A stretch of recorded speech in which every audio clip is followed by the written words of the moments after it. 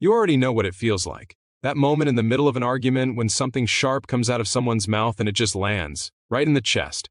And suddenly the argument isn't even about what it was supposed to be about anymore. Now it's about that one thing they said. That one sentence that you can't unhear. And here's the thing nobody talks about. The people who consistently win arguments aren't necessarily smarter. They're not louder. They're not even more right. They've just learned something that most people spend their entire lives never figuring out. They've learned that certain phrases, certain combinations of words are like grenades, and once you pull the pin, there's no taking it back.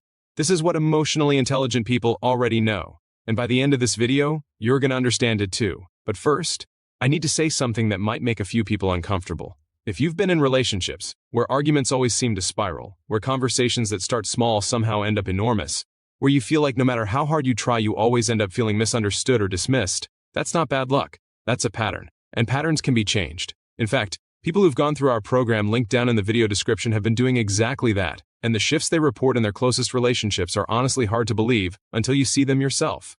So if that sounds like something you need, don't wait on it. The people who keep saying later are the ones still having the same arguments 5 years from now. Now let's get into this.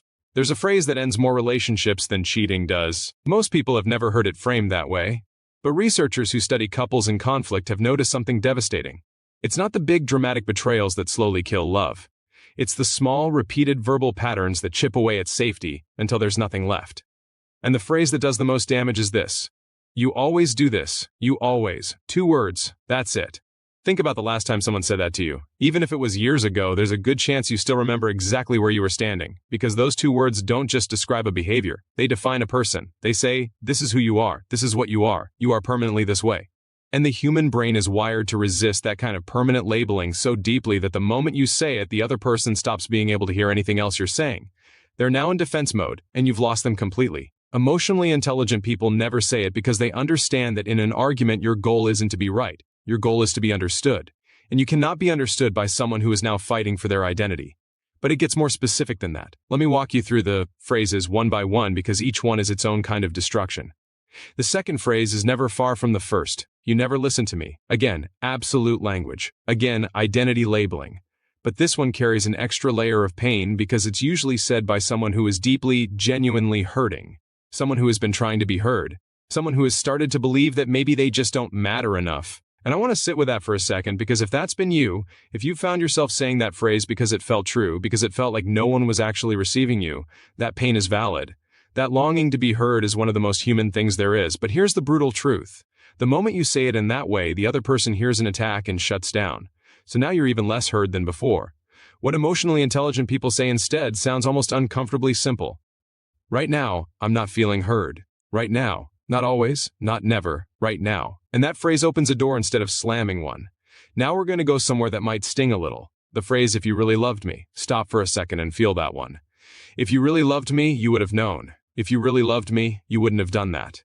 That phrase is one of the most psychologically manipulative things a person can say in an argument, even when they mean it sincerely, even when they're genuinely hurting, because it takes the entire argument and reframes it as a test of love that the other person has apparently already failed.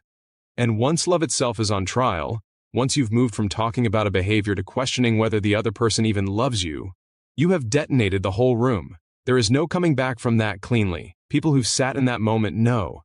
The air changes, something shifts, and sometimes it never fully shifts back.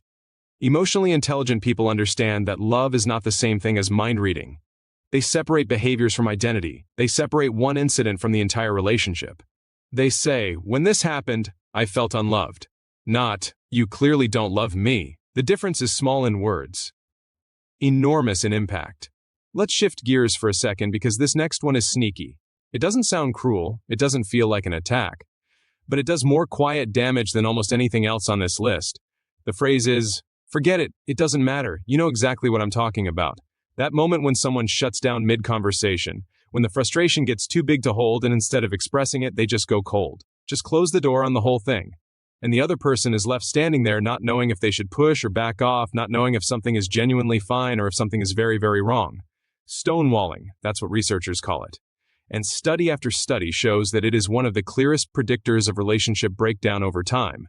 Not because it feels like rejection in the moment, though it absolutely does, but because repeated stonewalling teaches the other person that bringing up certain topics isn't safe, so they stop bringing them up. And now you have two people living parallel lives inside the same relationship, both of them quietly lonely, neither of them knowing how to cross back over. People who've learned to interrupt this pattern, people who've done real work on their communication, often say that just learning to say, "I need a moment but I'm not done with this conversation," completely changed their relationships. 24 words that kept a door open instead of slamming it.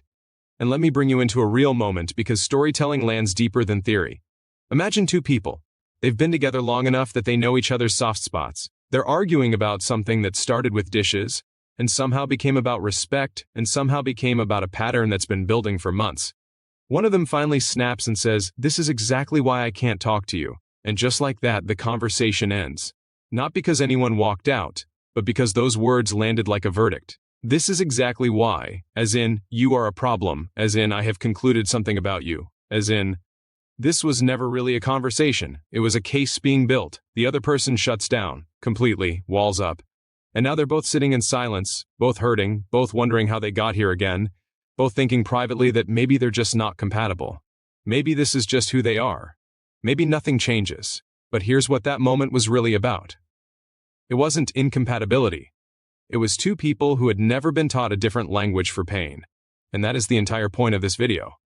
Because emotional intelligence in conflict is not a personality trait you're either born with or you're not. It is a learnable skill. And the people who learn it don't just have better arguments. They have better relationships. They have better friendships. They have better dynamics at work. They sleep better at night because they're not replaying conversations at 2 in the morning thinking about what they should have said. Let's talk about one more phrase, and this one is personal. "I'm fine." 2 words, delivered flat, in the exact tone that communicates you are not fine, and both people in the room know it. And yet the conversation moves forward with that lie between you like a wall, and days pass, sometimes weeks.